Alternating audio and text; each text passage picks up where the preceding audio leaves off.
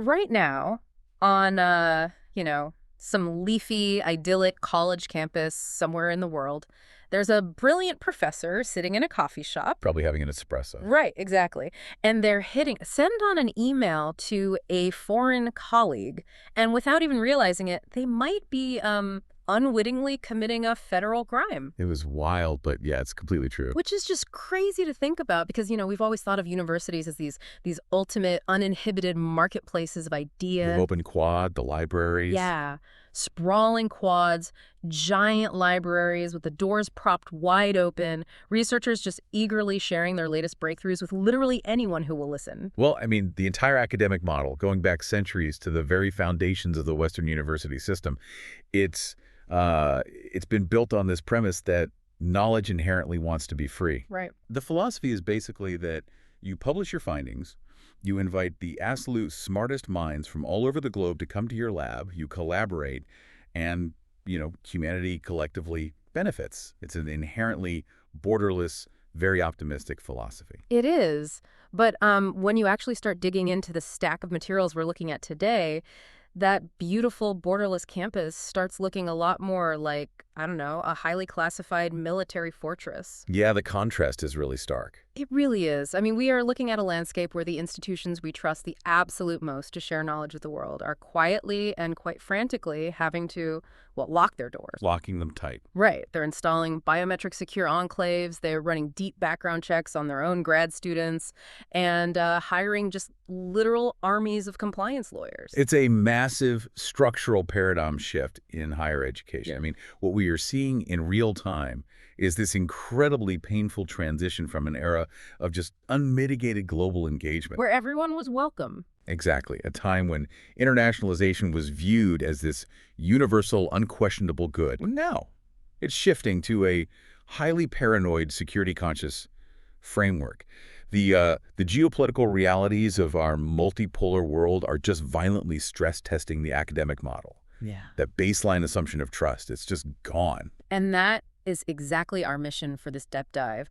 We are going to explore how universities, places literally designed to study poetry and physics, suddenly got caught in a massive geopolitical tug of war. It's a really complex web. It is, and we have a really fascinating stack of sources from you, our listener, to guide us through this today. We're looking at comprehensive reports concerning Missouri State University and some serious allegations regarding taxpayer-funded training programs. Which are fascinating in their own right. Oh, absolutely. And alongside that, we have extensive security reports from the Australian university sector. This includes internal policy shifts at the University of Sydney and some really deep dive analysis from the Australian Strategic Policy Institute, or ASPI. So before we really dive into the mechanics of all this, it is crucial to establish some ground rules for how we are approaching these documents. Yeah, definitely. As we navigate these sources, our role is to look at this with complete impartiality. We're merely reporting on the facts, the institutional allegations, and these sweeping policy shifts detailed in the source material you provided. Right, we're not taking sides here. Exactly. We are not here to endorse any specific political viewpoints, domestic or international. Our goal is strictly to understand the complex, often contradictory realities of modern academia, and to unpack the bureaucratic and legal machinery these institutions are now forced to use. Absolutely. We are just following the paper trail to see how this hidden machinery actually works. We're going to look at the inciting incidents in the U.S. and Australia that, originally set off the alarm bells in the intelligence communities. The sparks that started the fire, basically. Right. And we'll explore the inherent vulnerabilities of the so-called open system. We'll dig deep into the obscure, frankly fascinating legal loopholes universities have relied on to protect themselves. And finally, we'll examine the radical new tiered security systems being built on campuses right now. It's a lot to cover. It is. So we have to start with the inciting incidents, because the sources lay out two very distinct cases on two different continents that really highlight the global scale of this friction. Let's look at the U.S. context first. So the reports regarding Missouri State University, or MSU, offer a really clear, somewhat unexpected look into one facet of this problem. When people think of academic espionage, they usually think of, microchips or stealth bombers. Like James Bond stuff. Exactly, physical theft. But according to the provided reports, the core allegation at MSU was that executives tied specifically to China's defense sector received training at the university. and that this specialized training was facilitated using public taxpayer money. Which is so counterintuitive because when you read that a defense executive is at a university, your first instinct is to picture them like walking into an aerospace engineering lab and stuffing a classified formula for rocket fuel into their briefcase. Right, right. But this is much more insidious, or at least more subtle, than physical theft, isn't it? It's entirely about institutional capacity building. The primary concern highlighted in the U.S. context here isn't necessarily the theft of a specific widget or formula. It's about the talent pipeline. It's about administrative efficiency. How do you mean?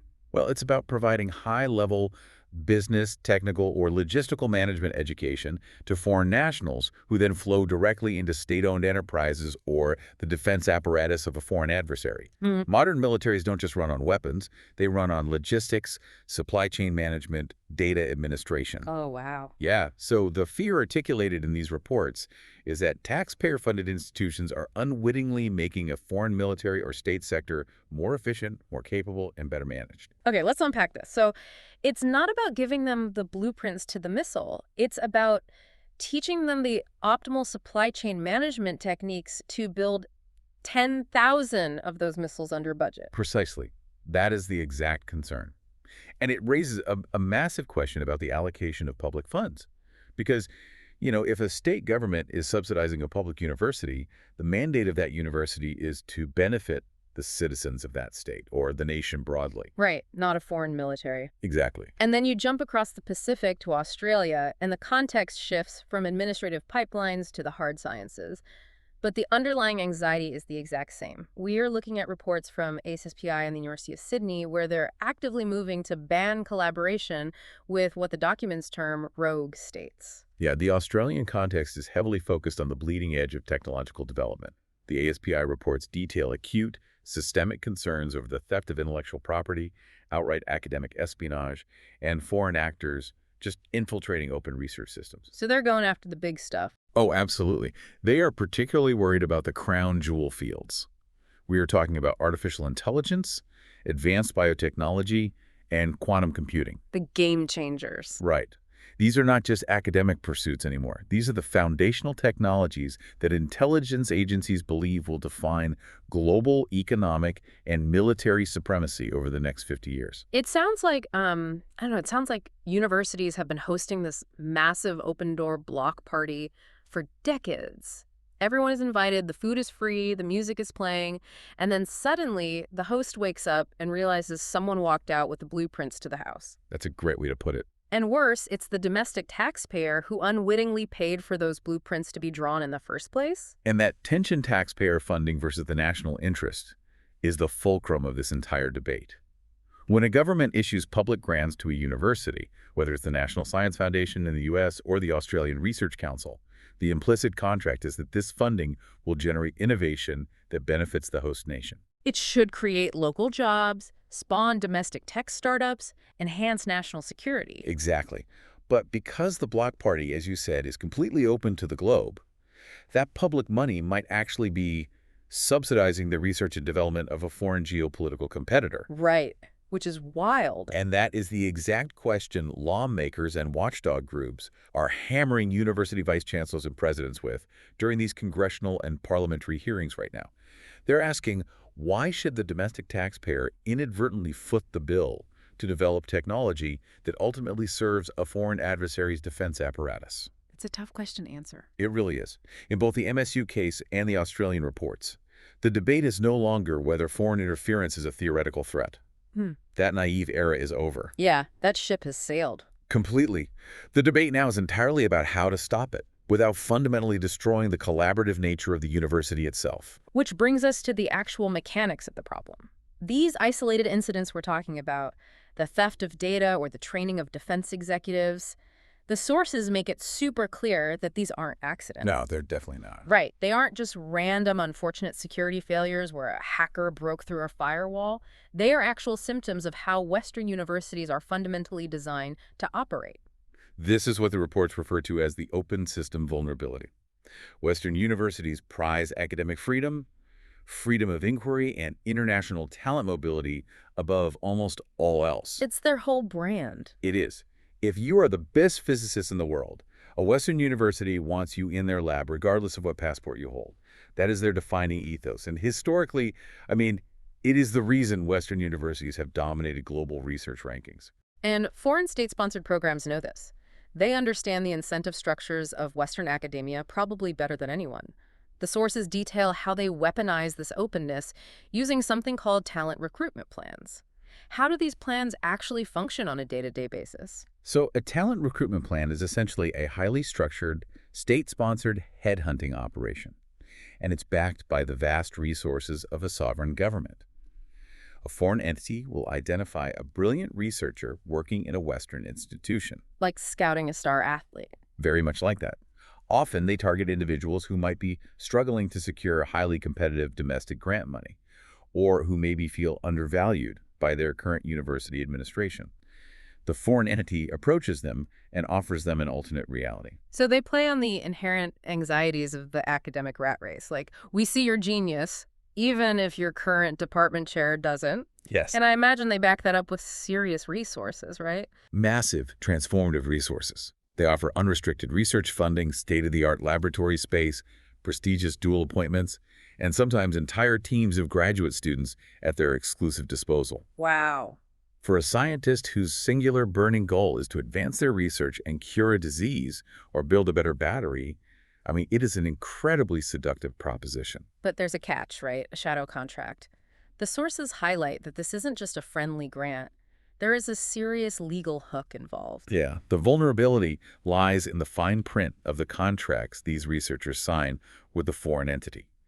These academics, who are still full-time employees of the Western university, drawing a Western salary and using Western lab equipment, they might be contractually obligated by the foreign entity to mirror their research. Mirror their research, meaning what? Meaning they're often required to quietly return the intellectual property they develop or the raw data they gather back to the foreign government or a designated foreign institution.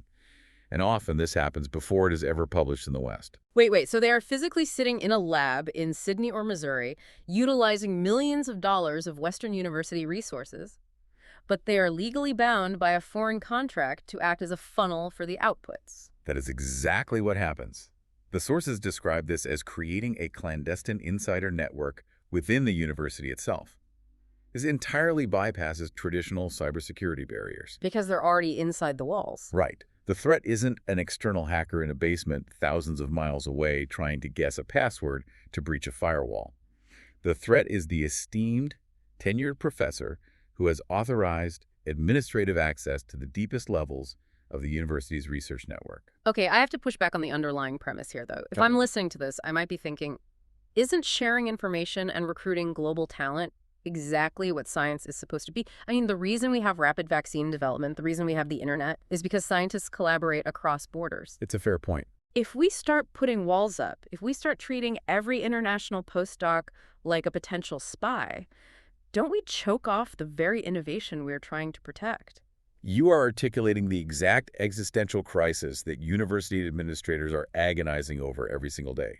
The cross-pollination of ideas is undeniably what drives scientific breakthroughs. I mean, think about the Manhattan Project, the Apollo program, the sequencing of the human genome. Right, all massively international. All of these relied heavily on brilliant minds who cross borders. But the geopolitical realities of today, where technological supremacy is just inextricably linked to military supremacy, they are stress-testing that idealistic model to its absolute breaking point. So if a university can't just ban international students, because obviously that would cause a catastrophic brain drain and bankrupt most research departments, how do they actually respond to this insider threat? The response detailed extensively in the sources is a sweeping institutional shift towards strict due diligence. It is a massive bureaucratic pivot. Universities are implementing rigorous know-your-collaborator processes. Know your collaborator. That sounds a lot like it's directly mirroring the banking industry's know your customer laws, right? Right. The ones built to prevent money laundering and terrorist financing. It is a very deliberate and telling parallel, yeah. Yeah. Universities are no longer just looking at a researcher's academic publication record or their CV. They are essentially acting as amateur intelligence analysts. Wow. They are actively screening the funding sources behind the researcher. They are investigating the corporate structures of the institutions they partner with overseas. And crucially, they're looking for hidden, military affiliations. And the sources mention that the enforcement mechanisms for this have real teeth now. It's not just a slap on the wrist if you forget to declare a foreign grant anymore. No, the era of the, oh, it was an administrative oversight excuse is dead. Federal granting bodies and universities now mandate the exhaustive, comprehensive disclosure of all foreign affiliations, contracts, and funding sources. And if someone lies? If an academic is found to hold an undisclosed position at a foreign university or has received a covert grant from a foreign state-owned enterprise, the real-world implication today is that they can be terminated immediately. They face federal investigations, they lose their grant funding permanently, and their academic careers can be ended overnight. That is a totally different world. It really is. But what I find fascinating in these documents is that it's not just who is doing the research that's the problem, it's the fundamental nature of what they are researching. Here's where it gets really interesting, because the sources dive deeply into this concept of the dual-use dilemma. Yeah, the dual-use dilemma is perhaps the most intellectually complex and frankly difficult part of this entire security puzzle. So how do they define dual use? Dual use refers to technology, software, or foundational research that is designed with completely benign civilian applications in mind, but inherently possesses significant, often devastating military or strategic potential. The sources give a specific example that perfectly illustrates this, and it centers on AI. So imagine a university researcher is writing an advanced visual recognition algorithm for medical diagnosis. Right, a classic civilian application. Exactly. Their entire goal is to help computers look at MRI scans and detect microscopic lung tumors earlier than a human doctor ever could. It is totally benign, incredibly noble, highly publishable work. Absolutely. But the underlying mathematics of that algorithm, the convolutional neural network that identifies anomalies in a visual field, can easily be flipped to be used for autonomous weapon targeting. Instead of looking for a tumor in a lung scan, a foreign military uses the exact same math in a drone camera to look for a tank hiding in a desert. The mathematics cannot distinguish between a tumor and a tank. The algorithm is entirely agnostic to its application. It is simply a tool for pattern recognition. That is just, how is a university supposed to govern that? How can a researcher writing medical code in a university hospital possibly predict how a foreign military intelligence directorate might repurpose their math 10 years down the line? They can't. They simply cannot. And this highlights a critical vulnerability the sources focus on, which they term the lack of visibility or the loss of line of sight. Line of sight, meaning keeping track of the tech. Exactly. Let's trace the life cycle of an international graduate student or a visiting scholar. They come to a Western university, they're vetted, they spend 4 or 5 years working in a world-class laboratory. They help develop this cutting-edge, dual-use AI for medical imaging, and then they graduate. They pack up their apartment, they get on a plane, and they go home to their country of origin. And the university just waves goodbye, super proud to have minted another PhD. At that precise moment, the university loses all visibility. They have zero idea what that individual does next. Universities are academic institutions. They are not the CIA or MI6. Right, they aren't spying on their alumni. Exactly. They do not have the legal authority, the financial resources, or the technical capability to run ongoing background checks on their alumni for the rest of their lives. They cannot monitor whether the knowledge that student gained in the university lab is subsequently applied to a civilian hospital or, a state-run weapons development program. So because a university fundamentally cannot track the technology or the knowledge once the student walks off the campus, how have these institutions historically protected themselves from federal prosecution when their tech inevitably ends up in the wrong hands? Because they must have had some sort of liability protection, right? They did. They have historically relied on a very specific, incredibly powerful legal shield. But as the source material reveals in great detail, that shield is currently cracking under the immense pressure of modern technology and government scrutiny. We need to spend some real time on this shield because it seems to be the linchpin of the whole academic enterprise. We need to take a deep dive into the Fundamental Research Exclusion, or the FRE. It's a crucial piece of this puzzle. The sources trace the roots of this back to National Security Decision Directive 189 in the United States, signed during the Reagan administration. What exactly is the FRE? The FRE is essentially a legal safe harbor. It is the foundational cornerstone that has allowed the modern, highly globalized university system to function without being completely paralyzed by national security and export control laws. Okay.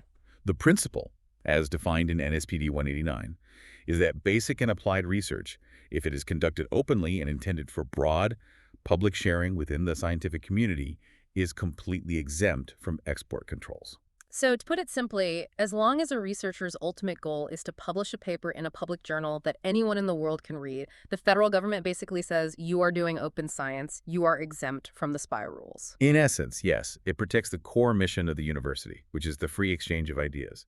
It prevents the government from classifying every single beaker and test tube on a campus. Uh, However, the nuance of how the FRE actually operates legally is incredibly strict. it's not just a get out of jail free card. Not at all. It is not a blanket immunity. And the specific conditions required to maintain it are where many academic institutions are currently stumbling. Let's break down those conditions because the sources heavily emphasize the openness requirement. The FRE is not a permanent state. It can vanish instantly if certain lines are crossed, right? It vanishes the exact moment a university accepts contractual restrictions that limit the public dissemination of the research. Can you give an example of that? Sure. The sources specifically point out the danger of approval clauses. Let's say a university accepts a lucrative research grant from a sponsor, maybe a major defense contractor, or a foreign corporate entity. If that sponsor inserts a clause into the contract retaining the right to review and approve the research results before they are published, the FRE is immediately voided. Because if a corporate sponsor has the legal power to approve the publication, they inherently have the power to block it. Precisely. And if they can block it for proprietary, commercial, or security reasons, it contradicts the very legal definition of fundamental open research. The same logic applies to personnel restrictions. Like what? If a research contract states, only U.S. citizens can work on this specific project, the research is immediately disqualified from the FRE. By introducing a barrier based on nationality or citizenship, you have admitted that the project is not fundamentally open. You are now dealing with controlled, restricted activity subject to the full weight of federal export laws. Okay, that makes logical sense. But the sources point out another trap within the FRE that I find frankly terrifying for the average researcher who just wants to do their job. It's the legal distinction between the results of the research and the process or the tools of the research. What's fascinating here is that this is a crucial, highly technical nuance, and as the reports note, it is very often misunderstood or entirely missed by the faculty themselves. How so? The FRE applies exclusively to the results of your research. The final paper you publish detailing your findings is exempt. However, the specialized tools, the proprietary software, or the export-controlled equipment you use to generate those results are not automatically exempt. Okay, let's walk through a hypothetical scenario to make this concrete, because this is tricky. Say I'm a principal investigator at a university. I'm studying advanced composite materials. It's totally publishable, open science. But to analyze these materials, my lab has to purchase a highly specialized, export-controlled laser from a defense supplier. Okay, perfect example. If you are using an export-controlled laser, the underlying know-how, the technical data, the calibration manuals, the operational source code required to operate that specific piece of equipment remains strictly controlled by federal law. Even if the research I'm doing with it is public? Even then, you are perfectly allowed to publish the scientific results of what the laser did to the composite material. But you absolutely cannot show the instruction manual on how to operate, calibrate, or repair the laser with a foreign national graduate student working in your lab. Wait, so a researcher thinks they're doing open science. They think they are operating safely under the legal shield of the FRE because their end goal is a public paper. But because they casually let an international grad student read the calibration manual for a fancy laser, they might actually be committing a federal export violation. Yes, it illustrates how terrifyingly easy it is to cross that legal line. It creates this incredibly complex, high-stress environment where a university laboratory might be theoretically open under the FRE, but functionally restricted in daily practice because of the physical equipment sitting in the room. So a professor basically has to police who touches which machine based on their passport. Exactly. That's insane. And the sources mention an intention trap as well. If a university gets nervous and proactively sets up a technology control plan or a TCP to keep the data from that laser within a specific team, they've basically sprung a legal trap on themselves. Yeah, this is a really insidious part of the regulations because the legal standing of the FRE relies heavily on the intention of the researchers. If a university proactively establishes a technology control plan, which involves, setting up passwords, restricted access logs, locked servers to control access to the data. Just try and be safe, basically. Right, trying to be safe. But by doing that, they have officially, legally admitted to the federal government that this specific project is not intended for broad public dissemination. So if I'm reading this right, a TCP is basically a legal admission of guilt if you're simultaneously trying to claim the FRE. Exactly. You have willingly stepped outside the safe harbor of the FRE by restricting access. You have now taken on the massive legal responsibility of controlling a restricted export. Which brings us to the real existential danger for universities right now, because the government is no longer just trusting universities to police this themselves. Security agencies are looking really, really closely at how this shield is being used. There is a significant documented quiet shift occurring in government scrutiny across Western nations. Intelligence and security agencies are increasingly concerned that the SRE is no longer functioning as a shield for basic science, but rather as a convenient legal loophole to facilitate the transfer of critical technology to geopolitical adversaries. So they're auditing them. Yes, auditors are actively looking for false compliance. What does a finding of false compliance actually mean for a university, practically speaking? It means catastrophic institutional risk. If a university operates under the assumption that a multi-million-dollar project is covered by the FRE, but an audit reveals that they, say, casually accepted subtle non-disclosure terms from a sponsor, or they failed to restrict access to a controlled piece of equipment. Like the laser manual. Right, like the laser manual. They have lost their exemption entirely. This means they have been inadvertently, continually violating federal export control laws for the duration of the project. And what happens when the auditors drop that hammer? The penalties, particularly under mechanisms like the False Claims Act in the United States, are severe and punitive. We are talking about massive financial penalties that can run into the tens of millions of dollars, the immediate suspension or loss of all federal research funding, and severe legal liability. Like criminal charges. Including potential criminal charges, yes, for both the institution and the principal investigator. So the FRE is no longer this magic, impenetrable bullet that protects the academic ethos. The old trust-based model of university research is essentially dead, which means universities, in order to survive, are being forced to abandon their open traditions and adopt a highly rigorous, risk-managed model. Let's talk about this paradigm shift. This is a huge shift. The sources detail how universities are basically having to adopt corporate-level or even defense-level security protocols. They are undergoing a radical organizational transformation. The academic environment is rapidly absorbing concepts and frameworks that usually exist only in classified defense contracting or high-level corporate IT infrastructure. And the most prominent concept detailed in the sources is security by design. Which fundamentally means moving from a reactive posture to a proactive posture. Exactly that. Historically, a university's security apparatus was reactive. They would mobilize the lawyers and the IT team after there was a data breach or after a professor was caught transferring unauthorized data. Now, the mandate is proactive containment. How does that look before a project starts? Well, universities are implementing rigorous pre-project risk assessments.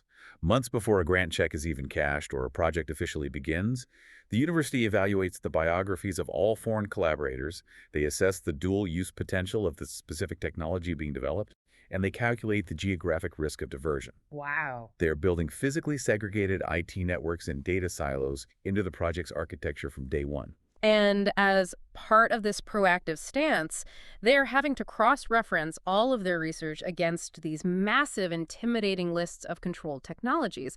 The sources mention the EAR and the ITAR in the US and the DSGL in Australia. The Export Administration Regulations, the International Traffic in Arms Regulations, and the Defense and Strategic Goods List. Right. These lists represent the government's absolute red lines. If a researcher is working on technology that possesses dual-use potential, the University Compliance Office must meticulously cross-reference their work against these thousands of pages of regulations. ITAR, for example, which governs space and defense-related technologies, is notoriously draconian in its restrictions. And this brings me to a concept in the sources that I found genuinely mind-bending. When we generally think of exporting something, we picture a physical act, right? We picture putting a tangible microchip into a cardboard box, putting it on a cargo ship, and sending it across an ocean to another country. The traditional definition of export, yeah. But these regulations heavily govern intangible transfers. The intangible transfer is the absolute operational nightmare for modern universities. Hmm. Under these regulatory frameworks, an export does not require a physical item to cross a geographic border. So what counts as an export then? An intangible transfer can be as simple and as common as a professor sending an email containing raw textual data to a colleague at an overseas institution, or uploading a snippet of proprietary code to a shared international cloud server. But the sources go even further than that. They explain that under these rules, just showing technical data on a laptop screen to a foreign graduate student who is physically sitting right next to you inside a laboratory on a US or Australian university campus, that requires a formal government permit.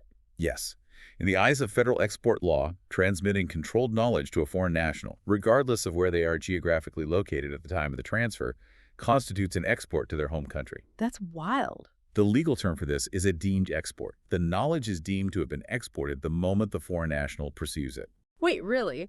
So legally speaking, a conversation at a campus coffee shop between two graduate students sketching out an algorithm on a napkin could constitute a federal export violation. Technically, yes. How does a university compliance office even begin to monitor human speech?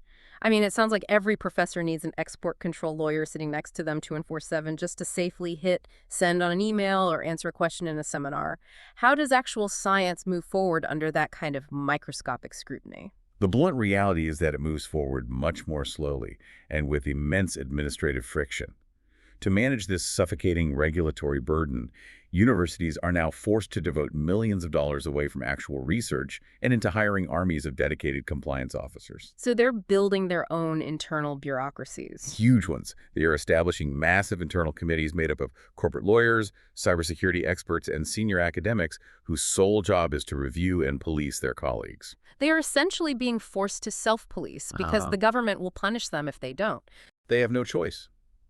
These internal committees are now reviewing international partnerships, joint ventures, and basic grants that, just 5 or 10 years ago, would have been greenlit by a department chair in a day without a second thought. Just signed and done. Right. The administrative overhead required to audit a lab, review a contract, and obtain formal export control classifications from the government for basic research is staggering, and it is fundamentally changing the pace of academic discovery. But if you zoom out, every single university can't possibly figure this out in a vacuum. I mean, a mid-sized state college doesn't have the resources to build an internal intelligence agency. No, of course not. So to prevent every single college from flying blind and having to invent their own spy-catching protocols from scratch, governments are realizing they have to step in and help coordinate. The sources highlight this need for sector-wide coordination, specifically pointing to the Australian response as a model. Yeah, the Australian approach is currently being studied and viewed by many Western allied nations as a prime example of functional government-academic cooperation. The sources point to UVIT, the University Foreign Interference Task Force, as the gold standard for navigating this paradigm shift. So what does this all mean? Why is UIT considered the gold standard? What makes it functionally different from just a government agency handing down a terrifying list of rules and saying, follow these or go to jail? It is considered the gold standard because it is genuinely collaborative rather than purely dictatorial. And crucially, it is country agnostic. Country agnostic. Right. The UVIT framework explicitly acknowledges that foreign interference isn't just a threat from one specific adversary nation. It is a structural threat from any state actor seeking an asymmetric technological advantage. So it's less about pointing fingers at one specific country, which can lead to geopolitical blowback or accusations of xenophobia, and more about raising the baseline of security against everyone universally. Exactly. And the most vital mechanism of UFI is the concept of shared intelligence. Historically, intelligence agencies hoard information. Yeah, it's their whole job. But under this model, the government takes highly classified threat intelligence, sanitizes and anonymizes it to protect sources and methods, and shares it directly with university leadership. They show the universities the actual tactical patterns of interference. What does that look like in practice? For example, the security services might brief a vice chancellor, saying, we are seeing a new trend of foreign actors using this specific type of venture capital shell company to covertly fund quantum research. Or, here is the new psychological methodology being used by talent recruitment plans this year. So instead of universities stumbling around in the dark, the government is essentially giving them a highly detailed weather report of global academic espionage. That is an excellent analogy. It's a weather report that allows the institutions to board up their specific windows before the storm actually hits their campus. And importantly, this centralized coordination creates a unified framework of common security standards across the entire higher education sector. Which stops people from exploiting the system. Exactly. This is absolutely vital to prevent a phenomenon known as security shopping. Right. Because if UFI didn't exist, I imagine a rogue researcher or someone trying to hide a lucrative foreign contract could just bounce from a strict university to a lenient one, kind of like forum shopping in the legal world. That is exactly what security shopping is. If the University of Sydney implements incredibly strict disclosure rules, but a smaller regional university desperate for grant money has weak rules, the problematic researcher simply transfers to the weaker institution, and the national security vulnerability remains entirely intact. Oh, I see. UFIDE ensures that a researcher faces the exact same rigorous expectations regarding conflict of interest reporting and foreign affiliations, regardless of which Australian university signs their paycheck. And the sources mention that the sector-wide coordination also heavily emphasizes end-use commitments. What does that mean in practice for a university signing a contract? This circles back to our earlier discussion about the terrifying lack of visibility once a research project concludes. When they lose line of sight. Right. To attempt to solve that, universities, guided by these new task force frameworks, are starting to mandate strict end-use contractual clauses in their partnership agreements. Okay. These clauses legally require total transparency about who ultimately uses the commercialized research. A corporate sponsor can no longer just fund a project through a benign-sounding shell entity.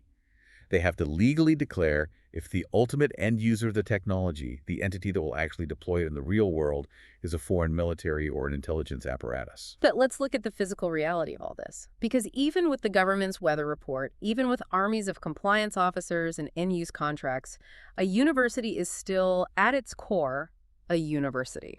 You have thousands of 18-year-old undergrads. You have public libraries. You have open quads. You cannot turn the entire sprawling campus of a major state university into a classified military base. You cannot lock down an entire academic ecosystem. If you tried, you would destroy the very nature of the institution. You would suffocate the humanities, the arts, and the basic sciences. So the solution detailed in the sources is incredibly pragmatic, yet structurally radical. Because they cannot secure the whole campus, they're effectively splitting the campus into pieces. Literally splitting it up. Yes, they're adopting a model called tiered protection. Let's explore the physical and digital reality of this modern tiered campus. What does this actually look like if I am walking through a university today? It is a system of escalating, highly segregated security zones, both physically and digitally. At the vast base level of the pyramid, you have Tier 0. This is the public, open tier. Crucially, university administrators are trying to ensure this encompasses roughly 99% of all research conducted at the institution. So the historians poring over archives, the literature departments, the basic sociologists, the theoretical mathematicians, they're still operating in the traditional open-door model. Free publication, open collaboration, international postdocs welcome. Yes, the goal is to leave the vast majority of the university untouched, but then you move up the pyramid to the intermediate tiers. This involves research that isn't formally classified for national security, but is highly sensitive or commercially valuable. Like what kind of research? Think of proprietary corporate data for a tech partnership, unpatented medical research involving genomic sequencing, or large data sets involving the private information of human subjects. So that requires a bit more digital muscle and administrative friction? It requires standard but robust corporate-level IT protections. We're talking about mandatory end-to-end encryption for all communications, strict multi-factor authentication, and verified identity access for servers. The doors to these labs are locked, and you need a verified keycard to get in. And then we get to the absolute top of the pyramid, the secure enclaves. The high security zones. This is where the university stores its absolute crown jewels. We are talking about the cutting-edge, highly restricted, dual-use technology. Advanced AI weapons targeting algorithms, cryptography, hypersonics, and quantum sensors. Wow. These projects are entirely physically and digitally isolated from the rest of the campus infrastructure. How isolated are we talking? What is it actually like to work in one of these enclaves? It is akin to working in a defense contractor's facility. We're talking about air-gapped computer networks, meaning the computers in that room have literally no physical or wireless connection to the outside internet. You cannot Google a coding error. You cannot check your email. That sounds intense. It is. We're talking about windowless facilities heavily retrofitted with biometric access controls, retina scanners, or fingerprint locks. There are strict need and no access protocols, meaning even the dean of the college might not be allowed inside. And there are mandatory, intensive government-level background checks for any researcher or student who wants to walk through that door. No cell phones allowed inside, no USB drives allowed out. Okay, I have to get serious on behalf of the listener here, because while I understand the security rationale, this sounds incredibly dystopian for a university environment. Does this risk creating a permanent two-tier caste system in academia? It's a huge concern. Right, where some researchers, the ones working on quantum and AI in the secure enclaves, are elevated as the trusted insiders, hoarding all the massive defense funding and prestige, and everyone else is just locked out, treated like second-class citizens in the open tier. If we connect this to the bigger picture, you are articulating the exact cultural and existential fear of university administrators today. It fundamentally alters the culture of the institution. It breeds suspicion. It creates literal walls between departments that used to share a cafeteria. Yeah, that sense of community is gone. But the hard, unyielding reality outlined across every single one of these source documents we've analyzed today is that these institutions are being forced into this corner. They have to weigh the absolute, undeniable necessity of protecting a nation's sovereign capabilities and taxpayer investments against the genuine risk of stifling the open, borderless collaboration that built Western scientific dominance in the first place. It's a brutal, perhaps impossible trade-off. It is a trade-off with no perfect answer. The tiered approach is a desperate attempt to have it both ways. It is a monumental effort to build an impenetrable wall around the 1% of research that could genuinely threaten national security or economic dominance, while desperately trying to keep the other 99% of the campus free, open, and collaborative. Yeah. Whether universities can actually maintain that delicate balance without tearing the academic community apart is, without a doubt, the defining challenge of higher education for the next decade. This has been an absolutely massive journey today. I mean, we have gone from picturing a simple open-door college campus to navigating a hyper-complex world of EAR and ITAR lists, deciphering the legal nuances of the Fundamental Research Exclusion and the intention trap, analyzing government-academic partnerships like UFI, and visualizing secure, air-gapped quantum enclaves hidden behind biometric scanners. The paradigm shift is total, and it is irreversible. And for you, the listener, understanding the mechanics of this shift is absolutely critical. This isn't just an abstract philosophical debate happening in isolated ivory towers.